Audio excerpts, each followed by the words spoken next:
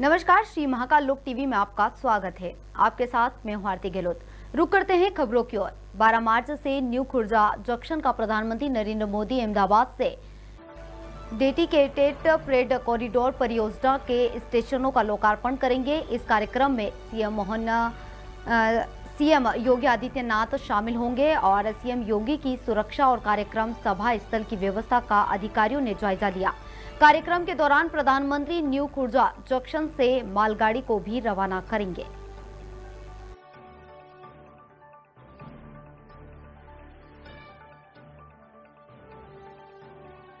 उत्तर प्रदेश के प्रतापगढ़ में कांग्रेस विधानमंडल दल की नेता व रामपुर खास की विधायक आराधना मिश्रा मोना ने बसपा को भाजपा की बी टीम बताया।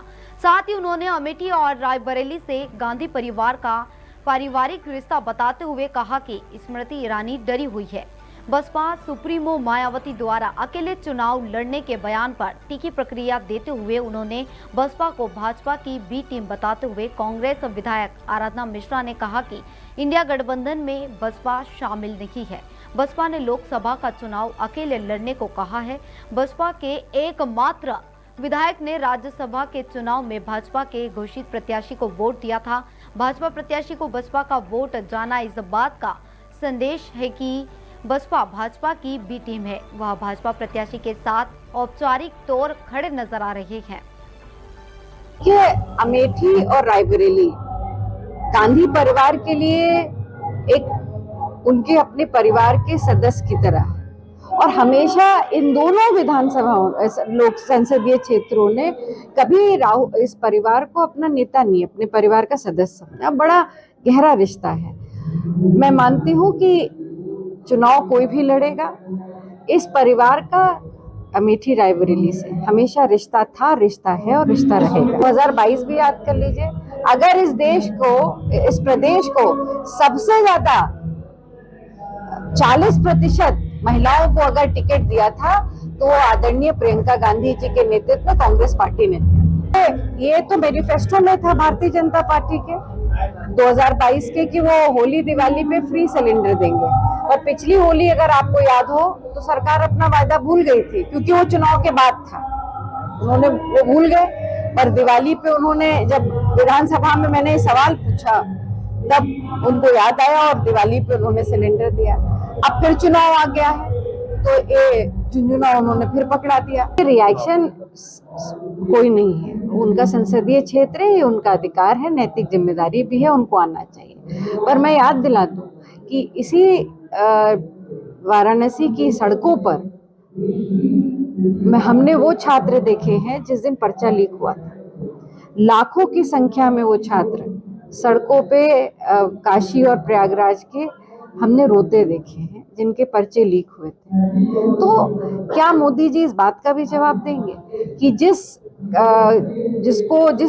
नौजवान को उन्होंने नौकरी का वायदा किया था, रोजगार देने का वायदा किया था, आज पेपर लीक जैसी समस्या। और बिल्कुल ठीक मैं इस बात को दोहराऊंगी कि अब तो ये तय है 7 वर्षों में ये सरकार कोई भी पेपर नहीं करा पाई। ये अमेठी प्रतापगढ़ में राज्यसभा के उपनेता प्रमोद तिवारी ने इलेक्टोरल बॉन्ड भ्रष्टाचार के साथ ही मणिपुर के मुद्दे पर प्रधानमंत्री व सरकार पर जमकर हमला बोला। पत्रकारों से बातचीत में कांग्रेस नेता ने कहा कि प्रधानमंत्री नरेंद्र मोदी का लोकसभा क्षेत्र वाराणसी है, उनको वहां पर रेगुलर आना चाहिए। जब वह भाषण देंगे तो वह ये बताएं कि 2045 या 2050 में क्या होगा। उनको बताना चाहिए कि 2014 का यह वादा हमने पूरा किया है। क्या महंगाई, भ्रष्टाचार, बेरोजगारी देश में घटी है? मोदी सरकार महिलाओं के मुद्दों समेत हर मोर्चे पर फेल और असफल रही है। चुनाव आयुक्त गोयल के इस्तीफे पर प्रतिक्रिया देते हुए उन्होंने कहा कि जिस तरीके से सरकार का दबाव चुनाव आयोग पर पड़ रहा है, साथ ही सुप्रीम कोर्ट ने चुनावी बॉन्ड निश्चित समय में प्रस्तुत करने को कहा था, लेकिन नहीं किया गया। सरकार के जिस तरह दबाव चुनाव आयोग पे पड़ रहा है, मेरी ऐसी आशंका है कि शायद कोई भी आदमी जो आत्मसम्मान का होगा, खास तौर से जिस तरह सुप्रीम कोर्ट की बेंच ने ये जो चुनावी बॉन्ड है इनको एक निश्चित समय के लिए प्रस्तुत करने को कहा गया। देखिए, ये एक बटन दबा दो तो सबके नाम, सबके अमाउंट सब चले जाएंगे। ये कहा भी था जब इसका गठन हुआ था, लेकिन आज टाइम मांगा जा रहा है। Reserve bank, state bank time मांग रहे हैं। किस बात का टाइम मांग रहे हैं स्टेट बैंक?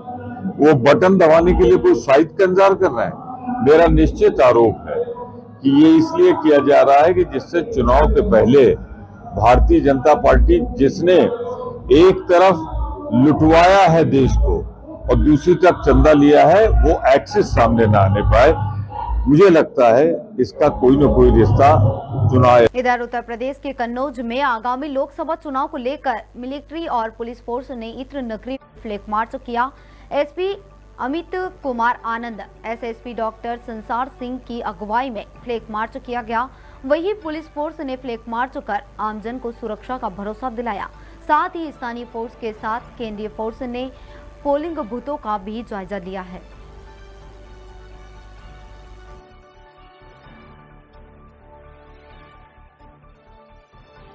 महाशिवरात्रि पर्व को लेकर उज्जैन में 7 लाख से अधिक दर्शनार्थियों ने दर्शन किए हैं। इस बीच हर बार विवाद में रहने वाली पुलिस के अच्छे चेहरे भी सामने आए हैं। पुलिस द्वारा मानवता को दिखाते हुए महाकाल के दर्शन करने आए कई दर्शनार्थियों की मदद अपने कर्तव्य के दौरान की है। इसी को लेकर पुलिस अधिकारी ने बताया कि पुलिस के अच्छे कार्य की सराहना करते हुए मुख्यमंत्री डॉक्टर मोहन यादव ने ट्वीट किया।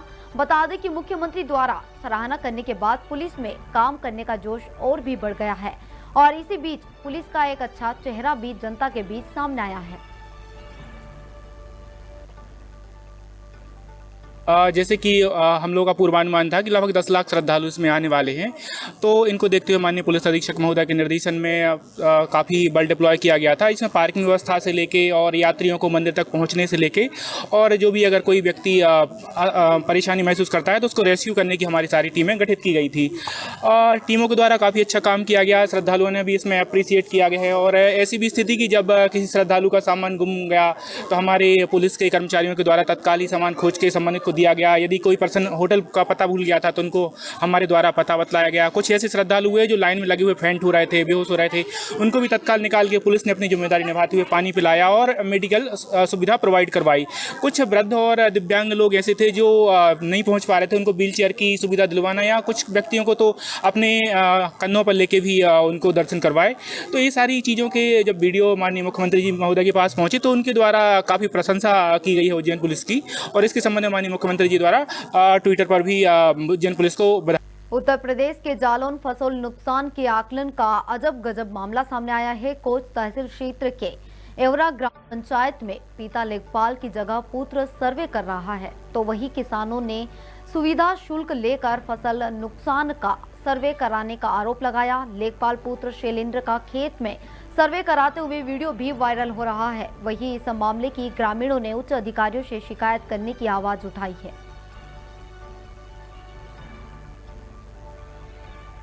सर्वे कर ले गए खेत पर। अच्छा। और हमने इनको पैसा नहीं दिया, कुछ भी नहीं दिया, इसलिए हमारे खेत पे फोटो उतरा रहा है। और ये किस चीज की सर्वे हो रही है? जो नुकसान हुआ है ओलावृष्टि का, उसकी सर्वे हो रही है। हमने इनको पैसा नहीं दिया, रिश्वत कुछ नहीं दी है, वो मुर्गा नहीं खिलाया, दारू नहीं पिलाई, तो हमारी ये सर्वे कर रहा है, फोटो खींच रहा है खेत में और किसी का कुछ नहीं कर रहा है। का हमने इनको पैसा दिया है और मुर्गा दारू खिलाया। तो ये यहाँ पे नियुक्त कौन है? ये है कि कौन है यहाँ पे लेखपाल? संतरामपाल नियुक्त है। तो ये जो संतरामपाल ये नहीं है? ये नहीं, हम इसको जानते ही नहीं कहाँ का कौन है, कौन सर्वे कर रहा है भाई, कैसे लिखेगा, क्या करेगा, पैसे से आया, किससे आया। अच्छा अच्छा, ये अपने आप को लेखपाल का लड़का बता रहा है, हमने पूछा। हमें तो पता नहीं है लेखपाल का लड़का क्या है। अगर लेखपाल का लड़का भी है तो पूरे घर को थोड़ी ना अधिकार होता है कि आप सर्वे कर लेगा। लेखपाल को जानकारी होती है, इनको क्या जानकारी है, क्या लिखेंगे। इधर देपालपुर के ग्राम अरनिया में रहने वाले 16 वर्षीय माखन ने अज्ञात कारणों के चलते जहरीला पदार्थ खा लिया। परिजनों को इस बात की जानकारी लगी तो उसे तत्काल उपचार के लिए अस्पताल ले आए। उज्जैन के निजी अस्पताल में उपचार के दौरान उसकी मौत हो गई। मामले में माधवनगर थाना पुलिस ने शव का पोस्टमार्टम करवाकर जांच रिपोर्ट देपालपुर के संबंधित थाने को सौंपी है। वहीं पुलिस ने बताया है कि परिजनों से पूछताछ के बाद ही मौत के असली कारणों का पता चल सकेगा।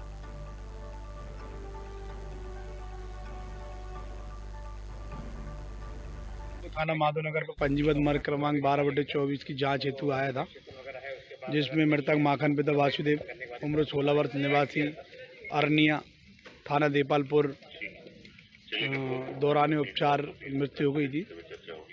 अभी तक के जांच में ज्ञात हुआ है कि उसने चूहा मार दवाई का सेवन किया था।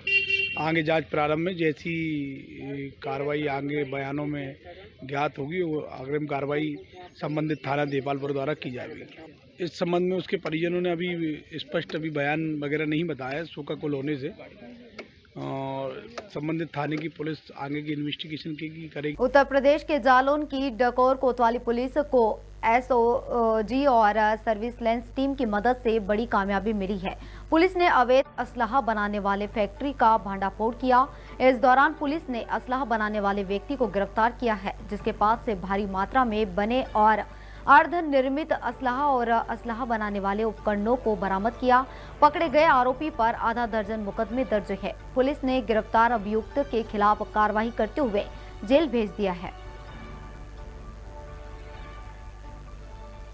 आगामी चुनाव के दृष्टिगत उच्चाधिकारियों के आदेश के अनुक्रम में अवैध शराब, अवैध मादक पदार्थ, अवैध शस्त्र के बरामदगी के उद्देश्य से चेकिंग की जा रही थी। तभी जरिए मुखबिर सूचना मिली कि जैसारी खुर्द का एक व्यक्ति जो शातिर किस्म का अपराधी है और असलहे बना करके बेचता है, इस सूचना पर इंस्पेक्टर डकोर राजेश पाल सिंह ने मैं टीम के वहाँ पे रेड की, तो वहाँ पे काफ़ी भारी मात्रा में असलहा बनाने के उपकरण और असलहे आज बरामद हुए हैं।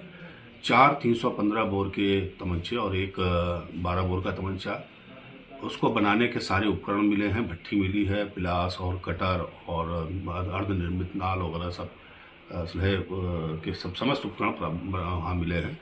और ये शातिर किसका अपराधी है, इसका नाम नंद किशोर पुत्र मुकुंदी है। ये जैसारी खुर्द थाना डकोर का रहने वाला है। इसके पहले भी शस्त्र बनाने के ही आरोप में ये पकड़ा गया है। करीब आधा दर्जन अभियोग गंभीर धाराओं के इसके विरुद्ध पंजीकृत हैं और ये बड़ी उल्लेखनीय सफलता मिली है। इससे कोई पूछताछ की जा रही है। इसके द्वारा अब तक जो असलहे बनाए गए हैं ये कहाँ कहाँ बेचे गए हैं, उनको भी हम पूछताछ करके उनको पकड़ेंगे और असलहे की रिकवरी करेंगे। उत्तर प्रदेश के सूचना एवं जनसंपर्क विभाग के निर्देशन में 3 दिवसीय प्रदर्शनी का आयोजन किया गया है। सबका साथ, सबका विकास और सबका विश्वास पर आधारित प्रदर्शनी का आयोजन किया गया। इस कड़ी में बांदा में सदर विधायक प्रकाश द्विवेदी ने प्रदर्शनी का फीता काट कर शुभारंभ किया। इस प्रदर्शनी में सरकार की योजनाओं को लेकर जनसंपर्क विभाग की ओर से प्रदर्शनी लगाई गई। इस प्रदर्शनी के माध्यम से प्रदेश सरकार की योजनाओं के प्रति लोगों को जागरूक करने का फैसला लिया गया है और इस प्रदर्शन में सरकार की योजनाओं के अनुसार हर विभाग के कार्य और उत्पादकों के अलग अलग स्टॉल लगाए गए हैं। इस प्रदर्शनी के माध्यम से भारत का नया जो भारतीय जनता पार्टी की डबल इंजन की सरकार केंद्र में अपने प्रधानमंत्री आदरणीय नरेंद्र मोदी के नेतृत्व में और उत्तर प्रदेश में अपने यशस्वी मुख्यमंत्री आदरणीय योगी आदित्यनाथ जी के नेतृत्व में जो पिछले 7 वर्षों में उत्तर प्रदेश एक ग्रोथ इंजन की भांति जिस तरीके से आप हम सब लोगों के सामने खड़ा हुआ है, एक नया उत्तर प्रदेश विभागवार उसकी प्रदर्शनी है, जिसके माध्यम से आम लोगों को ये पता चलेगा कि नए उत्तर प्रदेश में विभागवार क्या क्या नई चीज़ें डेवलप हुई हैं और उनकी सारी जानकारी इस प्रदर्शनी में आपको आसानी के साथ, सहजता और सुलभता के साथ देखने को भी मिलेगी, पढ़ने को मिलेगी। इस प्रदर्शनी के माध्यम से भारत का नया जो भारतीय जनता पार्टी की। फिलहाल खबरों में इतना ही। तमाम जानकारी के लिए आप बने रहे श्री महाकाल लोक टीवी पर। नमस्कार।